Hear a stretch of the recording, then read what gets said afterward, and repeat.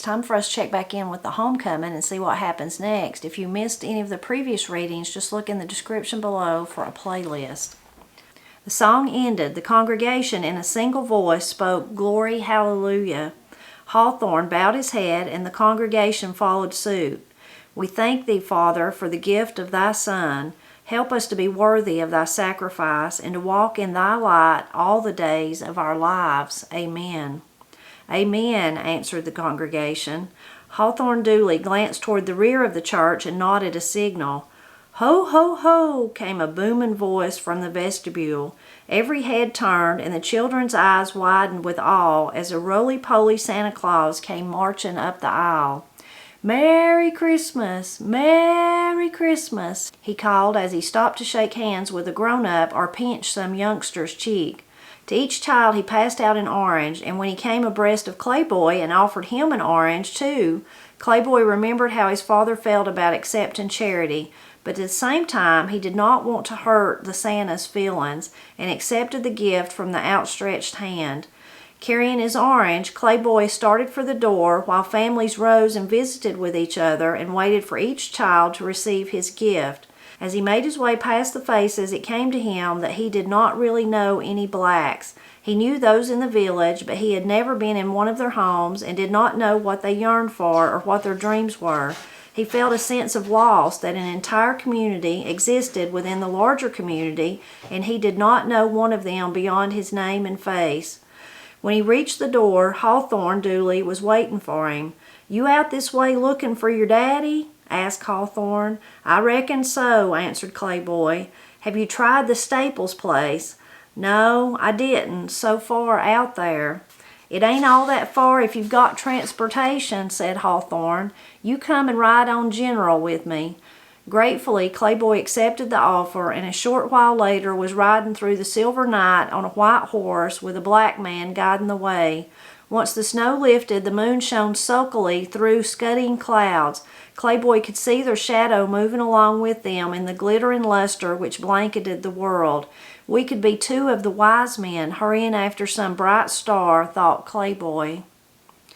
In observance of Christmas Eve, Miss Emma and Miss Etta Staples had gotten out of the overalls they usually wore and changed into finery. It was Emma's ideal. Etta was a ninny and never had an ideal of her own. It would have been just like her to have forgotten Christmas altogether and worked right through to New Year's, but Emma remembered, and it was she who cut the tree and set it up, laid the fire in the seldom-used front room, then briskly climbed the stairs to change.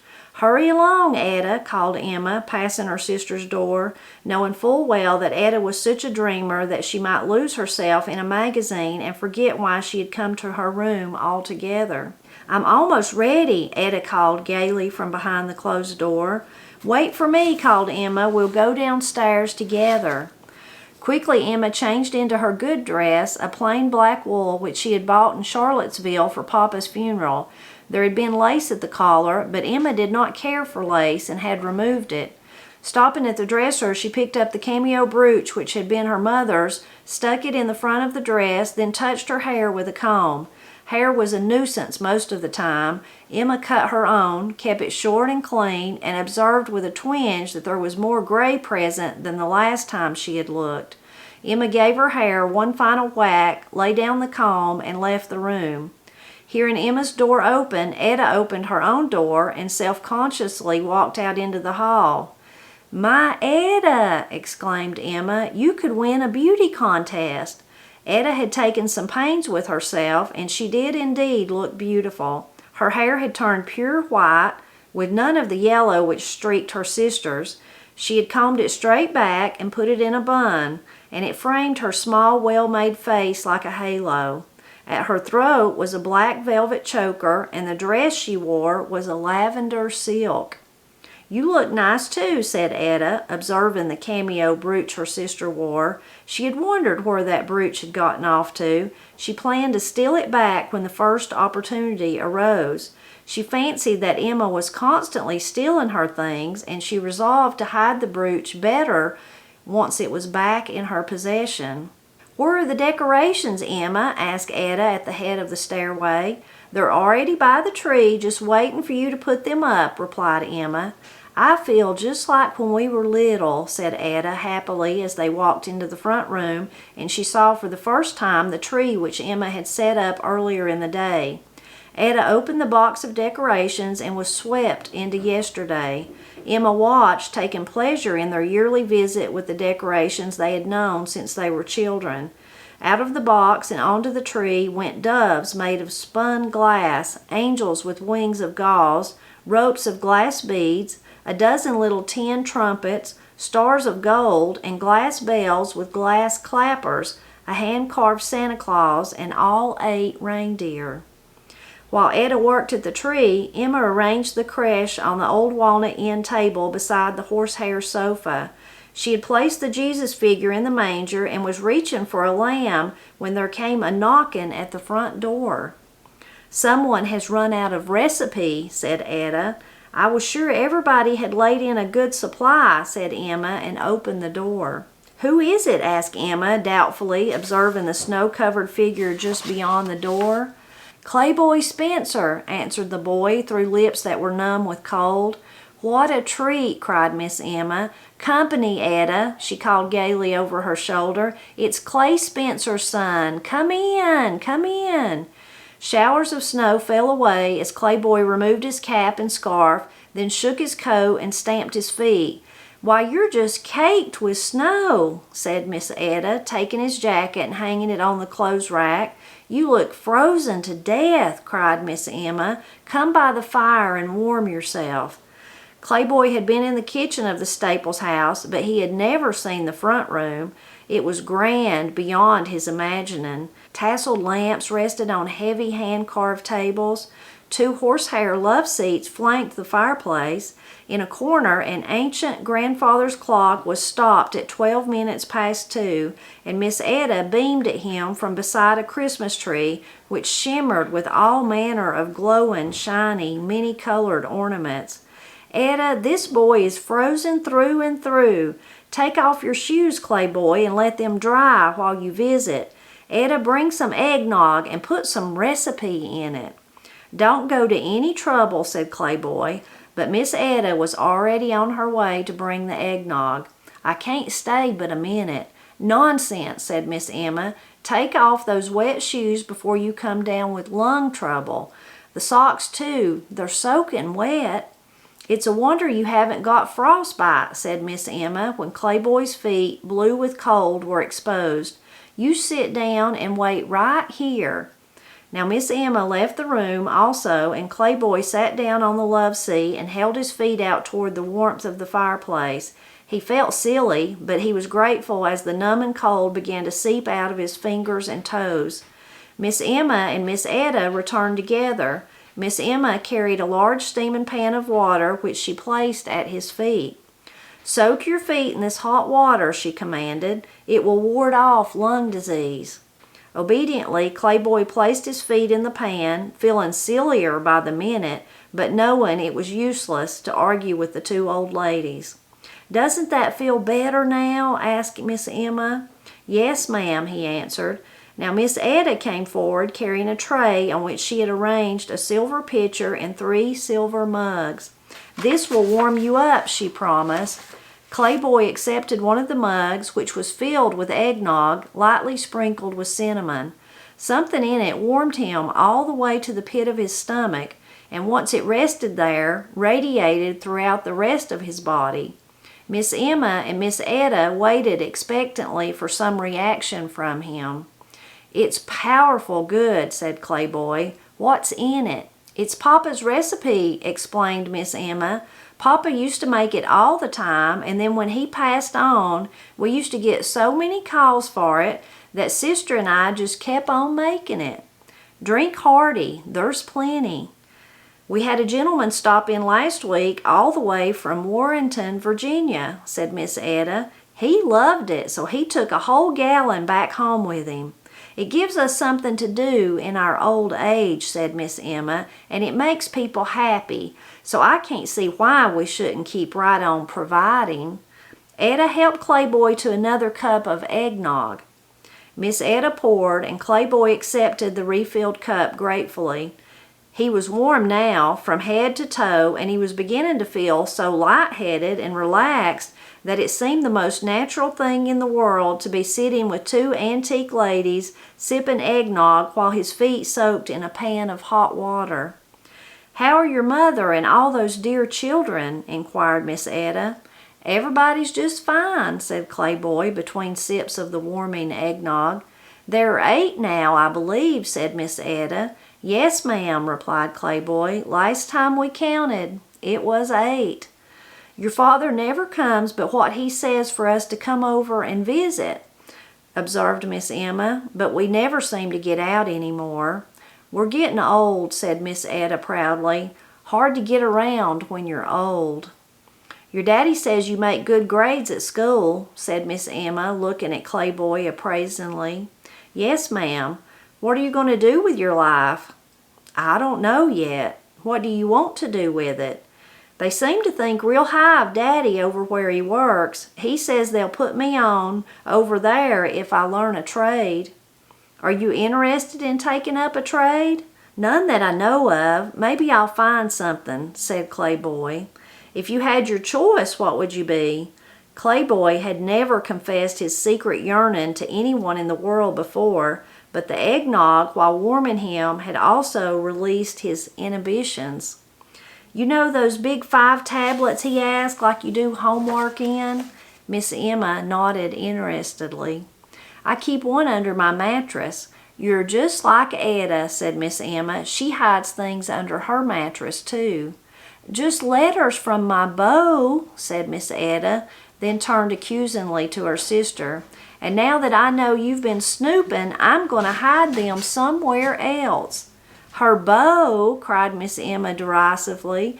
"Way she tells it, you'd think she had a regular hallelujah chorus lined up at the gate." "I wonder whatever happened to Ashley Longworth," sighed Miss Etta. "Papa chased him off is what happened," Miss Emma reminded her.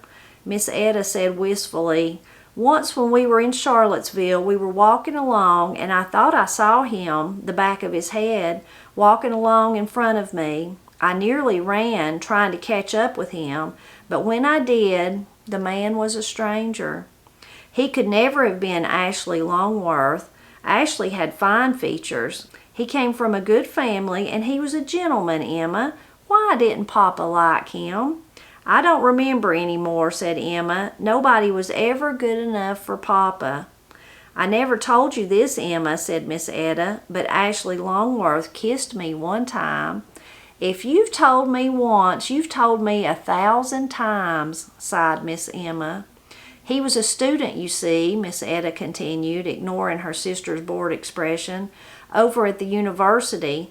He liked hunting and fishing, and somehow found his way out here and asked permission to hunt on Papa's land. Papa said yes, and Ashley just got to be a regular fixture out here every weekend. Wasn't he a handsome thing, Emma?" "Knew it too," commented Emma from her chair where she sipped her eggnog reflectively. "Anything that handsome had to know it," Miss Etta commented and turned back to Clayboy. "On my 25th birthday, October 19th, 1902, Ashley was here as usual, and he asked me to go for a walk with him. The woods were on fire with color, and we stopped beneath a maple tree that had turned blood red. There was a little breeze, and a shower of leaves fell around us.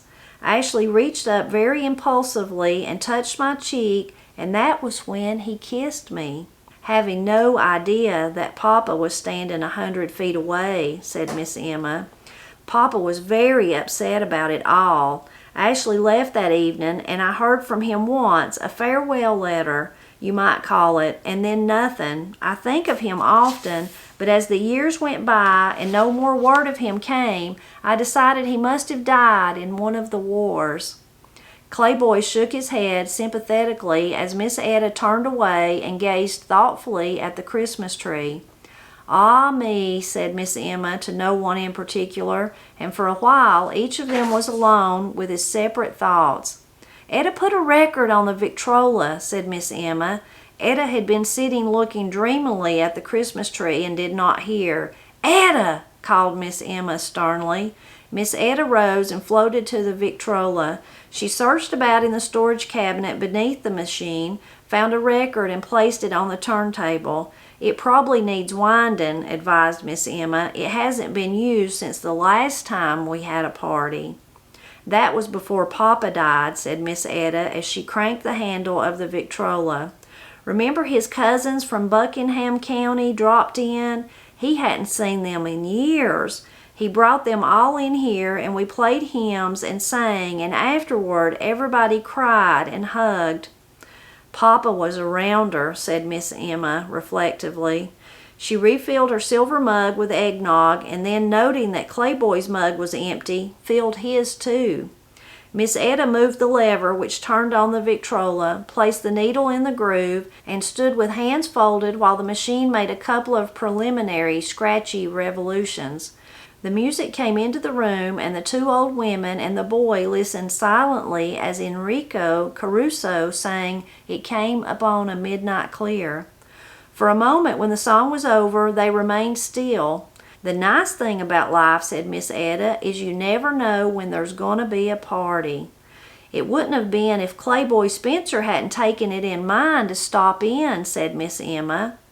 When Clayboy realized that they thought the object of his trip had been to pay a call, he decided not to tell them otherwise. His father was obviously not there, nor had he been there, for the old ladies would surely have mentioned it. But now when he looked, there were 4 old ladies, a twin Miss Emma and a twin Miss Etta, their images blurring and wavering into each other. His lips and his tongue were edged with numbness, and he would have liked nothing better than to have stretched out and gone to sleep. He roused himself and with some difficulty managed to stand upright, although the rest of the room swam unsteadily. "I certainly appreciate everything," he said in the general direction of his hostesses. "Oh, you mustn't go yet," cried Miss Etta. "It's still the shank of the evening." "No, ma'am, I expect it's getting along toward 11 o'clock. "How are you traveling, Clayboy?" asked Miss Emma. "On foot, ma'am," he replied. "Why, you'll never get home walking in this weather," said Miss Etta, "unless Santa Claus comes along and gives you a lift." "It's a bad night out there, Clayboy," said Miss Emma. "Why don't you stay here? We'll make you comfortable." "I appreciate it, but my folks would worry." Suddenly Miss Etta rose and crossed to her sister and whispered something in her ear. She looked back to Clayboy briefly. "Excuse my bad manners," she said, and then the two ladies held a brief whispered conference. At the end of it, Miss Emma rose, fixed an eye on Clayboy, and said, "Wait here." When her sister left the room, Miss Etta gazed at Clayboy with a sweet smile and said, "We've arranged a little surprise for you." Clayboy looked worriedly after Miss Emma as he heard a door slam at the back of the house. "I really ought to be getting home." "Oh, you'll be home before you know it," said Miss Etta. "Now get into your things while I get the blankets." Clayboy felt he had fallen into the clutches of 2 old Christmas witches, and he was tempted to slip out of the front door before either of them returned with whatever insane plan they had for getting him home. He felt his socks, which had been hanging by the fireplace, and grateful that they were almost dry, he slipped them on. His shoes were stiff from having dried so close to the fire, but he slipped them on his feet and was lacing them up when Miss Etta appeared at the foot of the stairway. She had put on an old fur coat with a hat to match, and she carried several lap robes in her arms. "Wouldn't you like one more eggnog?" she called, "a small one for the road?" "I had just enough," said Clayboy. "It does make you feel good, doesn't it?" said Miss Etta gaily. "Yes, ma'am," replied Clayboy, who could hardly feel anything at all. From somewhere outside the house came the silver jingle of bells. "There she is!" cried Miss Etta, grabbing up the pile of blankets. "Come!" she called, and rushed toward the front door. Clayboy drew in his breath at the magic landscape beyond the door. The snow had stopped, and the sky was a deep blue without a cloud in sight. A full moon shone down on an expanse of virgin snow, and waiting in the driveway was Miss Emma Staples in a horse-drawn sleigh. "It's Papa's sleigh," explained Miss Etta. "We've kept it dusted and polished all these years, just waiting for an occasion." "Hurry up before Lady Esther falls asleep again," called Miss Emma. Lady Esther, an old black mare, was the only one who showed no enthusiasm for the journey. Clayboy helped Miss Etta into the sleigh, then climbed in after her. "Gee up!" called Miss Emma, while Miss Etta arranged blankets over everybody's knees. Lady Esther moved forward through the snow, and once she discovered the ease with which the sleigh flowed gently behind her, she seemed to warm to her job and broke into a lively canter. "Oh my!" exclaimed Miss Etta, as each turning of the road revealed a new white landscape that glittered and sparkled in the moonlight. "What a treat!" exclaimed Miss Emma as she listened to the merrily jingling bells pealing out across the still night.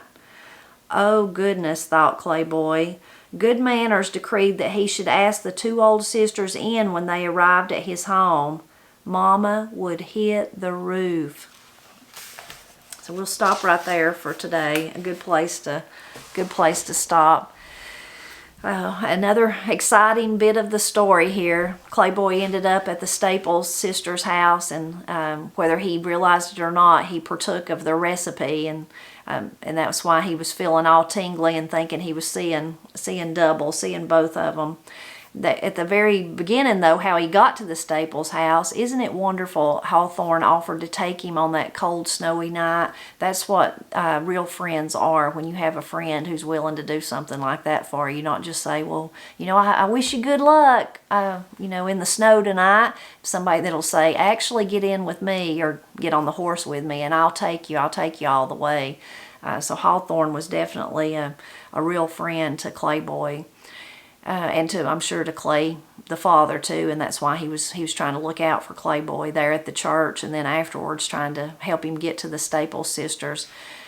Really interesting about them, of course, two real characters there, and old ladies living there together, making the recipe, and how they still had all the old stuff that their parents had, or their papa for sure, and their mama, talking about the jewelry, and then how they were bantering back and forth with each other, but also how the one thought she'd been looking for that brooch and she was going to get it back from her, and really interesting. You can just picture them in your mind, and especially though with the Christmas tree and getting all those ornaments out. You can hear the nostalgia in their voices, thinking back to the Christmases when they were a girl. And of course, as a believer, I just like the church that Clayboy had just left, that's the meaning of Christmas for me. But there is so much nostalgia that goes along with it, because you think of all the family that comes together. So you think about, remember Grandma or Grandpa would do this, or Mom and Daddy did this when we were little. Of course, this year we'll be, missing Miss Cindy. She won't be here, and so we'll be telling stories about her and remembering her. But there's so much nostalgia that goes with it, from those beautiful ornaments like the ones they were describing that they had used since they were children. I have, like most of my ornaments on my trees are of that sort, the nostalgic sort. Maybe whether the girls made them or Granny made them, or we bought them at a certain place, or I found them at a yard sale, or someone gifted them to me. All those things are really meaningful, and Christmas certainly brings out all of that for me, and I think for many other people too. From the music that you listen to the food you eat, to all those wonderful, wonderful decorations. Leave a comment and let me know what you liked about this part, what you enjoyed about this part, and I hope you'll drop back by for the next part, because that's the last part. So we'll surely find out if Clay makes it home for Christmas, and so that will be on Christmas Day. So be sure to drop back by then.